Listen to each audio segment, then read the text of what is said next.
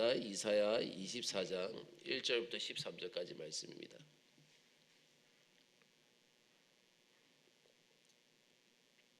이사야 24장 1절부터 13절까지 말씀입니다. 우리 2절까지 한 절씩만 우리 교독하겠습니다.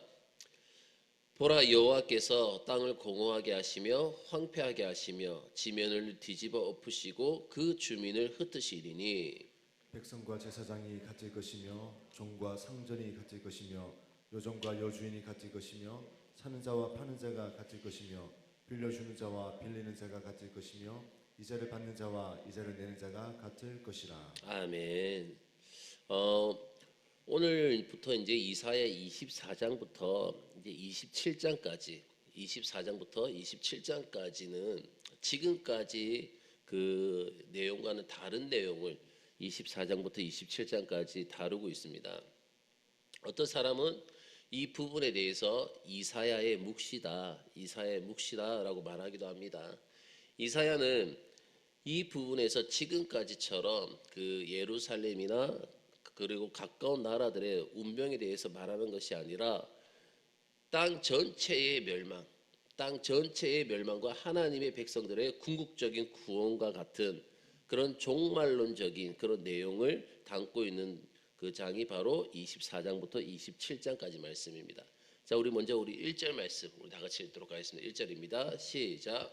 보라, 여호와께서 땅을 공허하게 하시며 황폐하게 하시며 지면을 뒤집어 엎으시고 그 주민을 흩으시리니. 아멘. 여기 보면 공허하게 한다라고 말씀하고 있습니다. 공허하게 한다라는 것은요, 이 사는 사람이 아무도 없게 만든다라는 뜻입니다. 사는 사람이 아무도 없게 만든다. 그러니까 이 말은 뭐냐면 한때 사람들이 북적거렸다는 것이죠. 여기에 이 땅에 한때는 사람들이 많이 차고 넘치고 북적거렸는데 앞으로는 모두 다 떠난다는 거예요. 모두가 다 떠나서 유령도시처럼 된다라는 것입니다. 오늘 본문 말씀 보면요, 이 재앙이 또 최종적으로 임할 종말적인 그런 심판을 말하는 것은 아닌 것 같아요. 종말적인 심판을 말하는 것은 아닌 것 같은데, 왜냐하면 종말적 심판은 뭐냐면 그때에는 이 땅 전체가 남아 있지 않기 때문인 것입니다. 그래서 종말론적인 그 심판은 아닌 것 같습니다. 여기서 우리가 분명히 알 수 있는 것은 뭐냐면 아무리 좋은 것도 일단 땅에 쌓아두는 것은 안전하지 못하다는 것입니다. 그리고 본문은 황폐하게 된, 즉 앞부분은요 신분과 관련된 구절이에요. 앞부분은 신분과 관련된 구절이고 뒷부분은 활동과 관련된 구절이다라는 것이죠. 여기 보면 백성과 제사장과 그리고 종과 상전, 이걸 빌려주는 자와 파는 자 모두가 무엇입니까? 신분입니다. 신분. 그런데 그들의 활동은 어떤 것들입니까? 물건을 사고 팔며 그리고 돈을 꾸어주거나 꾸고 이자를 주고받는 것이었습니다. 그들은 하나님의 백성으로 도대체 자신들이 무엇 때문에 지금 이 유다 땅에 살고 예루살렘에 사는지 잘 모르고 있는 거예요. 지금 이들이 하나님의 백성에서 왜 내가 이곳에 살고 있는지, 이 땅에 살고 있는지 잘 몰랐다는 것이죠. 하나님께서 우리를 이 세상에 살게 하는 목적이 분명히 있습니다. 저와 여러분들을 우리를 이 땅 가운데 살게 하는 목적이 분명히 있다는 것이죠. 하나님께서 원하시는 것은 뭐냐면 우리가 신앙적으로 더 훈련을 받아서 정말 멋진 믿음의 삶을 사는 것입니다. 이 땅 가운데서 멋지게 신앙생활을 해나가는 것입니다. 결국 이 세상에는요 아무것도 남지 않습니다. 오직 믿음으로 연단된 신앙만 남게 되어져 있는 거예요. 자, 우리 계속해서 3절부터 5절까지 말씀 봅시다. 3절부터 5절입니다. 시작. 땅이 온전히 공허하게 되고 온전히 황무하게 되리라. 여호와께서 이 말씀을 하셨느니라. 땅이 슬퍼하고 쇠잔하며 세계가 쇠약하고 쇠잔하며 세상 백성 중에 높은 자가 쇠약하며 땅이 또한 그 주민 아래서 더럽게 되었으니 이는 그들이 율법을 범하며 율례를 어기며 영원한 언약을 깨뜨렸습니다. 아멘. 이 말씀 보면 망하는 땅이 어느 땅이라는 것을 더 분명히 알 수가 있죠. 더 분명히 알 수 있는데 여기 보니까 5절 말씀 보면 율법을 범하며 율례를 어기며 영원한 언약을 깨뜨렸다라는 것이 누굴 두고 지금 하는 말이겠습니까? 바로 이스라엘 백성들입니다. 이스라엘 백성들. 하나님의 백성들이 하나님의 법을 무시하고 자기 욕심대로 사니까 적에게 끌려가기 전에 이미 땅이 그들을 거부하는 거예요. 이미 땅이 그들을 거부하고 있습니다. 그들은 바벨론에 의해서 멸망되기 전에 이미 내부적으로 힘이 거의 다 빠져 있었습니다. 본문은 땅이 슬퍼하며 세잔하다라고 했습니다. 땅이 슬퍼하며 세잔하다. 이는요, 유다 백성들의 죄가 사람들은 보지 못하는 가운데서 정말 거부하고 있다는 것입니다. 그 은밀하게 이루어지는 것을 그리고 하나님의 말씀과 율례를 거부하고 있는 것을 말씀하고 있는 것입니다. 여러분, 사람들은요, 뒤에서 숨은 일들을 모릅니다. 사람들이 뒤에서 어떤 일을 저지르고 있는지 모릅니다. 그러나 땅은 모든 것을 다 보았고 집도 어떻습니까? 그 안에서 일어난 일들을 다 보았습니다. 사람은 속일 수 있을지 몰라도 하나님은 속이지 못하는 것입니다. 사람은 속일 수 있다 하더라도 하나님은 속이지 못하는 것이죠. 그러면 예루살렘의 멸망이 의미하는 것이 무엇입니까? 바로 하나님의 심판의 시작이란 것입니다. 하나님의 심판의 시작. 하나님은 예루살렘에서부터 시작해서 온 세상 사람들을 심판하실 것입니다. 그러면 이 말씀이 오늘 우리들에게 주는 의미는 무엇입니까? 언제 어디서나 하나님의 심판은 임할 수 있다라는 것입니다. 언제 어디서나 하나님의 심판은 임할 수가 있다. 전 세계는요, 하나님의 심판권 안에 다 들어가 있는 거예요. 전 세계가. 그래서 세상 사람들은 인류가 핵전쟁으로 멸망할 것인지 아니면 갑작스러운 천재지변으로 멸망할 것인가 하고 두려워합니다. 그러나 믿는 사람들은요, 하루하루가 하나님의 보호의 손길 아래 있다는 것을 알 수가 있습니다. 이 세상은요, 인류가 타락한 이후로 매 순간 멸망을 하려고 합니다. 전 세계적으로 화산이 계속적으로 터지고 있고, 그리고 국가나 민족은 전쟁을 시작하려고 합니다. 그리고 혜성이나 유성은 계속적으로 지구를 향해 달려옵니다. 이 말은 뭐냐면 하나님은 인간을 멸망시키는데 많은 힘이 필요치 않다는 것입니다. 인간을 멸망시키고자 하시면 인간을 멸망시키는데 많은 힘이 필요치 않을 것입니다. 그냥 내버려 두면요, 망하게 되어 있는 거예요. 그래서 우리는 언제 어떻게 이 세상이 망하느냐는 것에 신경을 쓰지 않습니다. 지금은 바로 우리들의 시대예요. 우리들의 시대. 주님은요, 하늘과 땅의 모든 권세를 가지신 분으로 끝까지 가서 우리를 향해서 복음을 전하라라고 명령을 하십니다. 끝까지 가서 땅 끝까지 이르러서 제자를 삼고 복음을 전하라고 사명을 주셨죠. 왜요? 우리가 하나님의 뜻대로 움직이고 구원 얻을 그 영혼이 한 사람이라도 남아 있는 이상은 하나님께서는 절대로 이 세상을 멸망시키지 않을 것이기 때문이란 것입니다.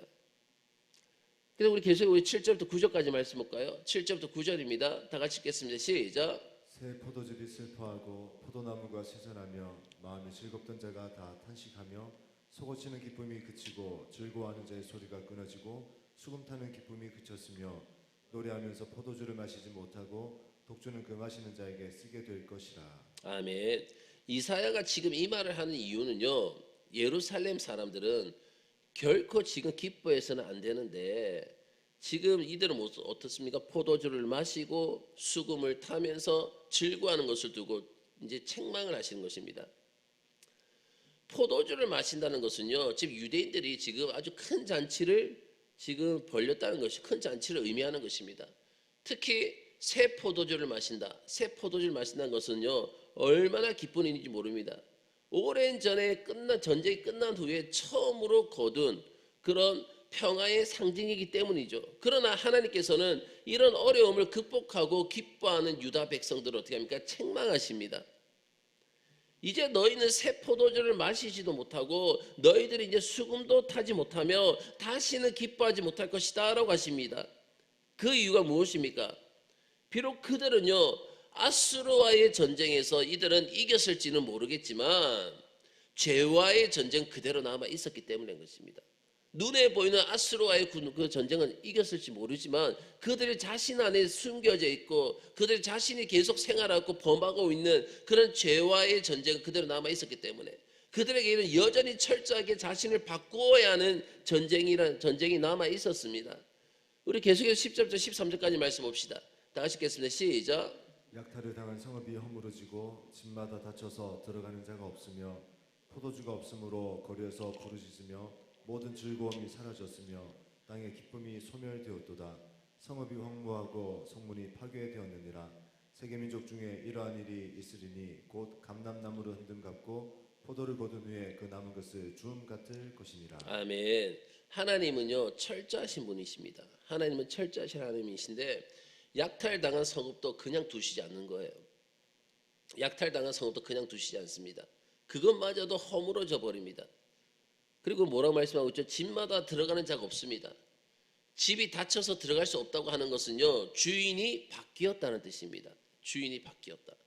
그런데 실제로는 유다 백성들이 포로로 끌려가기 때문에 자기 집에 들어가지 못하는 것을 말합니다.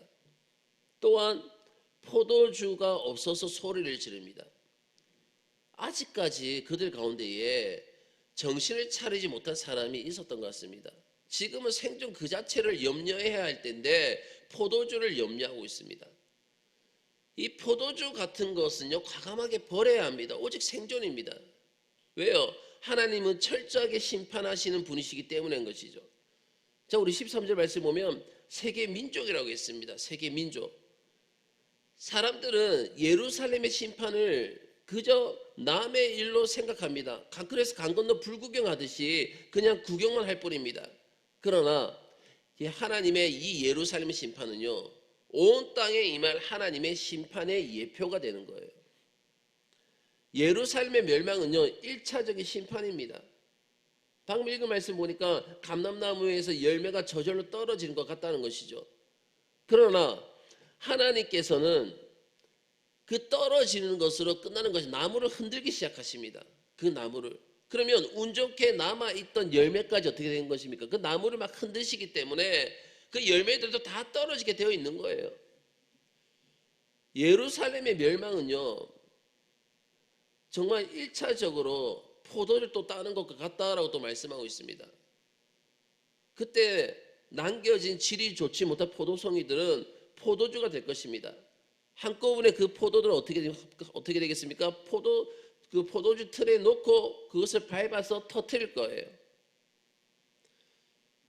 하나님께서는 지금 교회의 기능을 잃어버린 예루살렘을 퇴출시키시는 겁니다. 지금 교회의 기능을 잃어버린 예루살렘을. 왜요? 전 세계적으로 교회는 예루살렘밖에 없었습니다. 그것이 바로 교회였습니다. 근데 그 기능을 발휘하지 못하니까, 교회가 교회의 기능을 발휘하지 못하니까 하나님께서는 그 교회를 퇴출시키는 것입니다. 아수르의 공격에서 끝까지 지켜주신 것은 그때까지는 뭐예요? 교회의 기능이 살아 있었기 때문이죠. 그때까지는 교회에서 엎드려 기도하고 하나님을 예배하고 하나님을 의지하고 신뢰하고 회개하는 그런 역사가 있었고, 교회 안에 분란도 없었고, 그 안에서의 정말 하나님을 향한 마음으로서 믿음으로서 하나가 되었기 때문에, 그때까지는 교회의 기능이 살아 있었기 때문에 하나님께서는 그 아수르의 공격에서 끝까지 지켜주셨습니다. 여기서 교회의 기능은요 백성들의 죄를 지적하고 회개하는 것을 말하는 것이고, 그리고 하나님의 말씀 안에서 하나님을 향해서 하나가 되는 것을 이야기하는 것입니다. 그런데 예루살렘은 점점 더 부패해져서 그런 교회의 기능을 잃어버렸습니다. 다시 말하면 사람이 주인이 되어버린 거예요. 인간이 주인이 되어버린 겁니다. 사람의 목소리가 커져지기 시작합니다.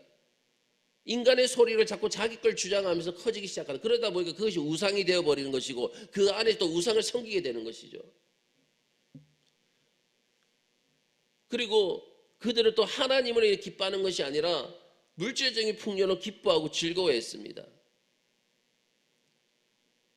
종말은요 교회의 시대입니다. 교회의 시대. 모든 권세와 능력을 누구에게 주셨습니까? 우리에게 주셨습니다. 우리가 어떻게 하느냐에 따라서 이 세상 사람들 살 수도 있고 그래서 죽을 수도 있는 거예요. 교회에서는, 교회의 기능이 살기 위해서는요 교회 안에서의 사람의 소리가 나서는 안 돼요. 오직 하나님 말씀 안에서 그 중심으로서 그 예배하며 찬송하고 기도하고 회개하며 정말 주님을 기뻐하는 곳이 바로 교회가 되는 것입니다. 그것이 바로 교회의 기능이 살아있는 거예요. 또한 우리는요 이 세상에 많은 것을 투자하지 않아야 합니다. 주님의 일을 할 수 있는 최소 한도이면 충분하다는 것이죠. 이 세상의 결과에 너무 기뻐하지 않도록 우리는 또 주의를 해야 될 줄로 믿습니다. 아직 가장 중요한 전쟁은요 끝나지 않았기 때문이에요. 아직 중요한 전쟁이 남아 있잖아요. 무엇입니까? 죄와의 전쟁입니다. 죄와의 전쟁.